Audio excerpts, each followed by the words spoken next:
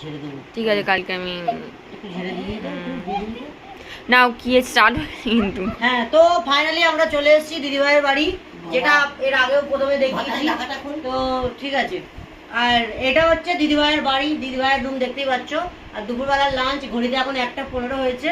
আর আমরা এখানে বসে পড়েছি, ভাত, মাছের ঝোল, আর এই দেখো করো কি এটা, নিম পাতা ভাজা। আর আমি এই আলু দিয়ে নিম পাতা, মাখছি। sorry। আর এটা সব রকম চচ্চড়ি। আর এটাকে আর দেখাতে হবে না, ইনি চিনি। এটা আমার মা, এটা আমি, ওটা ছুটকি যে মোবাইল ধরে আছে ফিলহাল, ওকে দেখাচ্ছি একটু পরে। তো এই হচ্ছে চলছে আজকে দুপুরবেলার লাঞ্চ, এগুলো দেখিয়ে দিলাম। দিদিভাইয়ের বাড়িতে দিদিভাই বানিয়েছে। ওরা খাচ্ছি করলা, ওয়াও,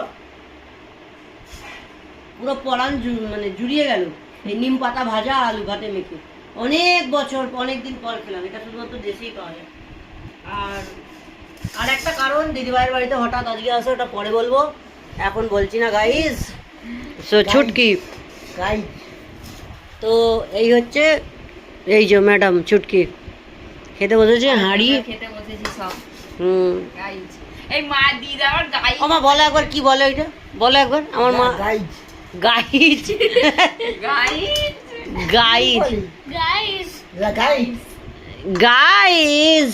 এটা হচ্ছে আমাদের জামাইবাবু। এই যে জামাইবাবুর খাওয়া দাওয়া, ভাতটা বেড়ে দিই তাহলে। না না এখন খাবে না। এ বাবা, জামাইবাবু এরকম করলে হয়? সবাই মিলে একসঙ্গে খাবো।